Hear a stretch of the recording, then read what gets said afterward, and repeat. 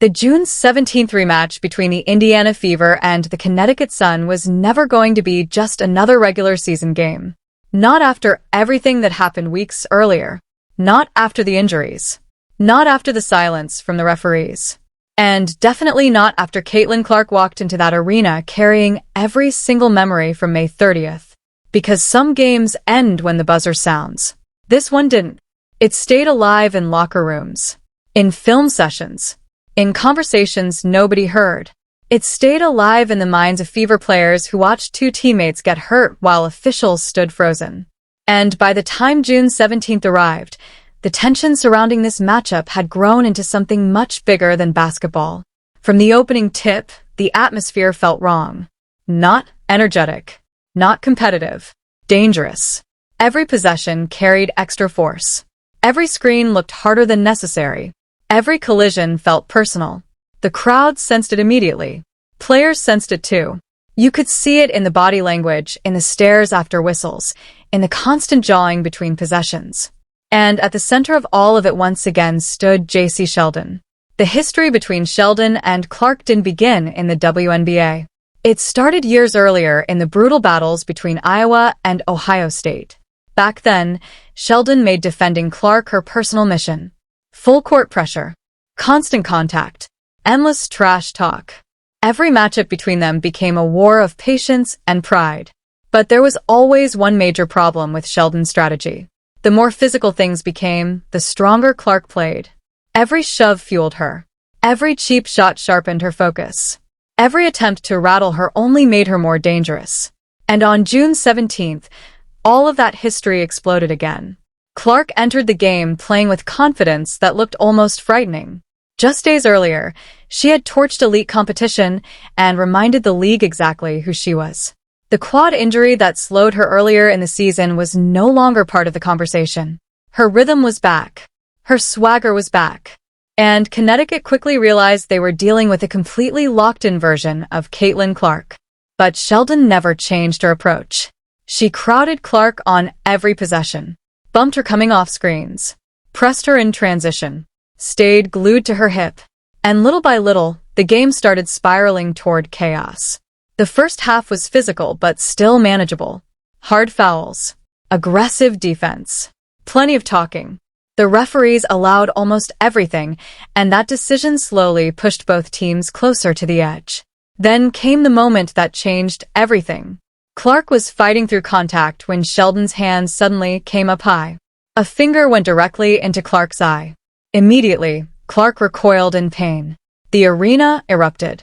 Fans watching live couldn't believe what they had just seen. Fever players instantly reacted, expecting a whistle, expecting officials to finally step in and control the game before things got worse. But once again, nothing.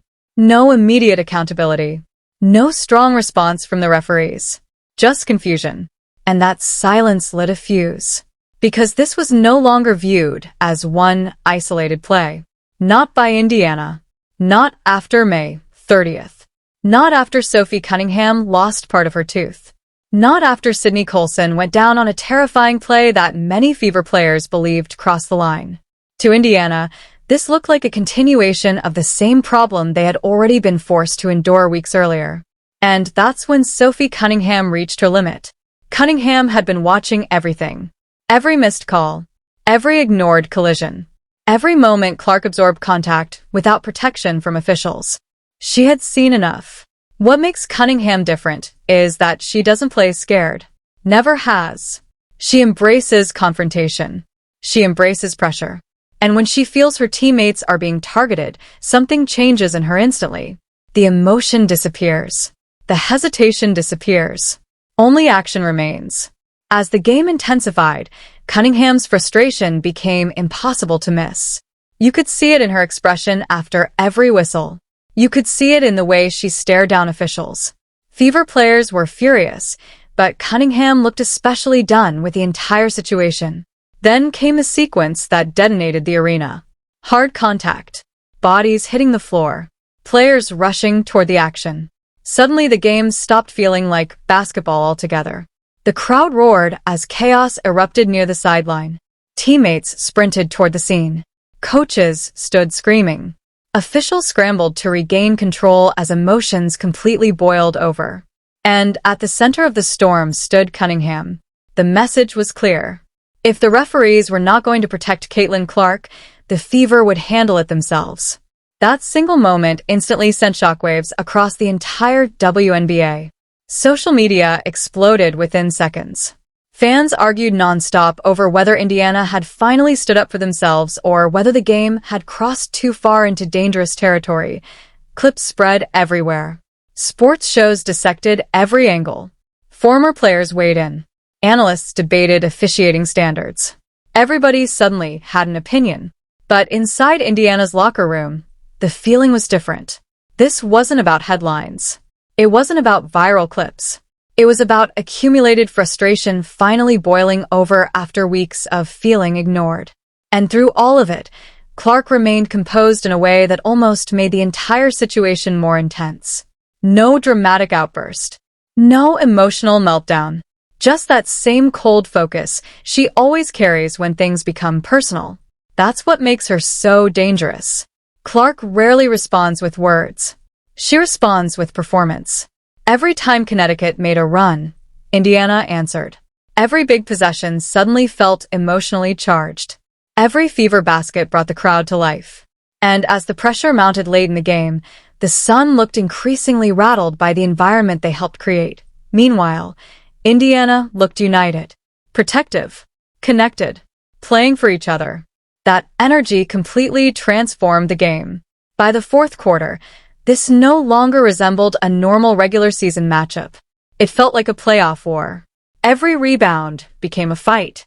Every whistle triggered reactions from both benches. Fans were standing nearly every possession as tension flooded the building. And through the madness, the Indiana Fever refused to back down. That was the biggest difference between May 30th and June 17th. The first game ended with frustration and unanswered anger. The rematch ended with Indiana sending a message to the entire league. They were done being pushed around. Done watching cheap shots go unanswered. Done waiting for officials to control games that were spiraling out of control. And whether fans agreed with how things unfolded or not, one reality became impossible to ignore after that night. The Fever had officially developed an edge. Not just talent. Not just star power. An edge. The kind every dangerous team eventually develops. And at the center of it all stood Caitlin Clark, calm in the chaos, absorbing every hit, every insult, every controversial moment, while continuing to become the biggest story in basketball. Because the truth about June 17th wasn't just that tempers exploded. The truth was that the entire WNBA suddenly realized something terrifying about Indiana. This team was no longer soft. And they were no longer afraid of anybody. The third quarter felt less like basketball and more like a collision course nobody could stop anymore. By that point, the tension inside the arena had become overwhelming. Every possession carried frustration. Every whistle triggered reactions from both benches. Every bit of contact felt heavier than it should have. The referees had allowed the game to drift into dangerous territory long before this moment, and now both teams were operating with emotions boiling just beneath the surface. The Indiana Fever could feel it. The Connecticut Sun could feel it. The crowd definitely felt it. And then everything exploded around one single play involving Caitlin Clark and Jacy Sheldon. Clark brought the ball up the floor with the same confidence that had defined her entire night. Calm. Focused. In control. She was reading the defense, setting up the offense, completely locked into the rhythm of the game. Then Sheldon reached in aggressively, trying to disrupt the possession. But instead of cleanly hitting the basketball, her finger went directly into Clark's eye. Hard. Immediate. Violent enough that Clark's entire head snapped backward from the impact. The reaction told the whole story instantly. Clark grabbed her face with both hands, stumbling as she tried to recover her vision. The crowd gasped all at once. Fans near the court immediately stood up pointing toward the replay screen because everyone could see exactly what had happened in real time. This wasn't light contact. This wasn't a simple accidental brush. A finger had gone directly into her eye socket at full speed. And for a split second, the entire arena froze. Clark was clearly in pain. You could see her squinting, blinking repeatedly, trying to clear her vision while the chaos around her kept growing louder. Any athlete in that situation would react emotionally. Any human being would. So Clark instinctively shoved Sheldon away from her. Not a punch. Not some wild overreaction. One strong push to create distance between herself and the player who had just jammed a finger directly into her eye. That should have been the end of it. Instead, it became gasoline on a fire that was already burning out of control. Because moments later, the officials announced that Clark would receive a technical foul for her reaction. And the building absolutely lost its mind. Boos rained down instantly. Fans screamed toward the court. People inside the arena pointed furiously at the replay being shown overhead because the footage made the entire situation look even worse. The announcers reacted immediately too, openly questioning the decision as the replay continued looping over and over again. Yes, Sheldon was assessed a flagrant foul for the eye poke. But Clark, the player who had just taken a finger directly into her eye, was punished too. That was the moment everything shifted emotionally. Because to the Fever bench, to the coaching staff, and to thousands of fans watching, the message felt unbelievable. Clark could absorb dangerous contact and still be penalized for reacting to it. That's the part nobody could accept. The punishment felt backwards. The victim and aggressor had both been disciplined almost equally despite the obvious difference between the actions. And standing on the sideline watching every second of it unfold was Sophie Cunningham. Cunningham had already reached a boiling point long before the eye poke happened. She still remembered May 30th. She remembered losing part of her tooth after brutal contact earlier in the season. She remembered watching teammates get hurt. She remembered the feeling of referees allowing games to spiral beyond control. And now she was watching the exact same pattern repeat itself with Clark. You could see the frustration all over her face. Not emotional frustration. Cold frustration. The kind that builds slowly until somebody finally snaps. Meanwhile, the arena remained chaotic. The crowd was furious. Fever players were standing near the bench arguing with officials. Coaches were shouting from the sidelines. The energy inside the building had become completely unstable, and somehow things were about to get even worse. Because while Clark was still recovering from the eye poke, still processing the technical foul, still trying to regain focus, Marina Mabrey suddenly stormed into the situation and escalated everything beyond belief. Out of nowhere, Mabrey crossed the court and body-checked Clark to the hardwood. Not during a live basketball play. Not fighting for a loose ball. Not battling for position. She simply drove straight into Clark and knocked her down. The crowd exploded instantly. The Fever bench erupted in anger.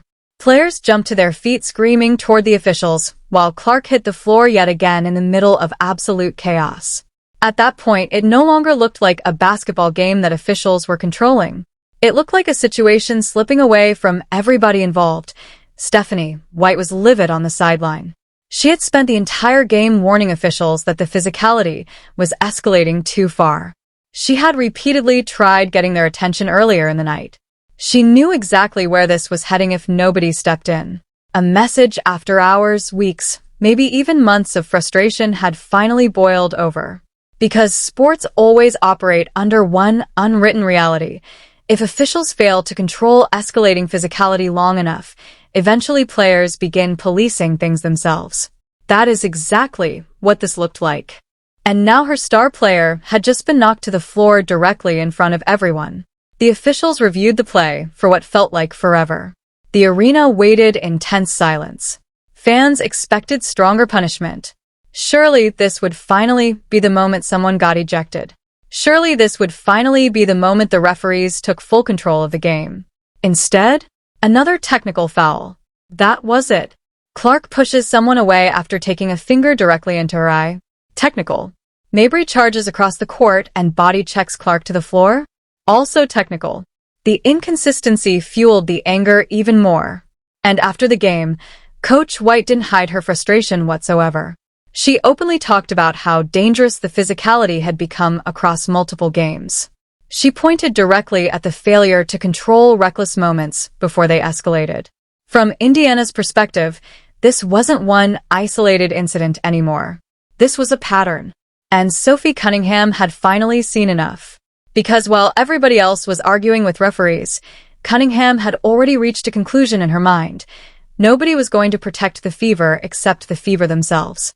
That feeling lingered all the way into the final minute. By then, the actual game was essentially over. Indiana held a massive lead. The outcome had already been decided. Normally, those final moments are quiet. Players slow things down. Teams avoid unnecessary contact.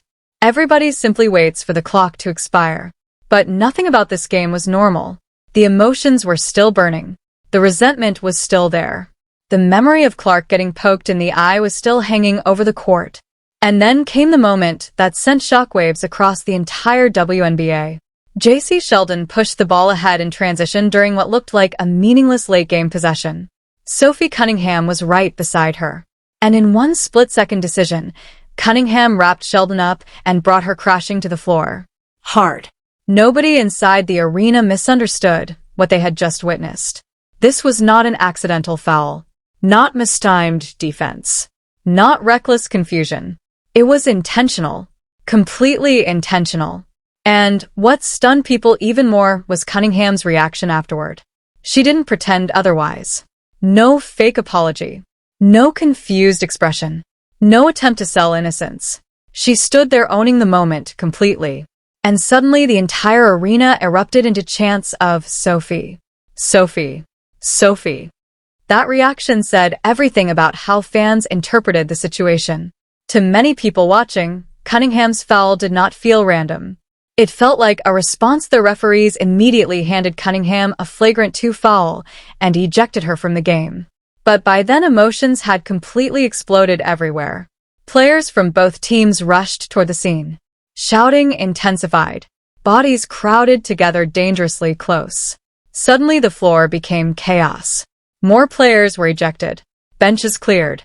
Coaches sprinted onto the court trying to separate everyone. For several moments, the entire game felt seconds away from turning into something even uglier. And yet despite all the madness, the outcome itself never changed. The Indiana Fever still dominated the game. Caitlin Clark still delivered a huge performance. Kelsey Mitchell provided major scoring. Natasha Howard controlled the paint. Indiana still earned a massive statement victory and advanced toward the Commissioner's Cup final. But strangely, none of those basketball details became the main story afterward. The final minute overshadowed everything. Clips spread across social media instantly. Millions of people debated the foul overnight. Some criticized Cunningham. Others praised her for standing up for her teammates. And within hours, the entire sports world was talking about one thing. The Fever had developed an identity, an edge, a toughness that fans hadn't fully seen before. Because whether people agreed with Cunningham's actions or not, her message came through crystal clear. Indiana was done getting pushed around, done waiting for protection, done staying silent while games spiraled into dangerous territory. And when the final buzzer finally sounded, one reality became impossible to ignore across the entire league. This young Indiana Fever team wasn't just talented anymore. They were fearless. And that suddenly made them terrifying. What made the entire situation even more explosive afterward was the reaction from the basketball world once the clips started spreading online. At first, people thought it would just become another controversial sports moment that disappeared after a few hours. They were wrong. The footage exploded everywhere almost instantly. Every angle of the eye poke. Every replay of Marina Mabrey body checking Caitlin Clark to the floor. Every slow-motion clip of Sophie Cunningham dragging Jacy Sheldon down in the final minute. Millions of views flooded social media within hours. Sports shows open with it. Former players debated it nonstop. Fans split into 2 completely different camps. One side argued the game had crossed the line into dangerous territory. The other side believed Indiana finally stood up for itself after weeks of watching Clark absorb relentless physical punishment with little protection from officials. And right in the middle of all that noise stood Caitlin Clark again. Calm. Controlled. Almost cold. That's what kept standing out to people. Because despite everything that happened, the eye poke, the technical foul, the body check, the chaos surrounding her all night, Clark never completely lost composure. She didn't melt down emotionally. She didn't scream through post-game interviews. She didn't spend the night publicly attacking referees or opponents. Instead, she did what she always seems to do. She let her basketball speak louder than the controversy. That may have been the most impressive part of the entire night. While the arena descended into chaos around her, Clark still controlled the game itself. She kept creating offense, kept moving the ball, kept hitting big shots, kept forcing Connecticut's defense into panic situations.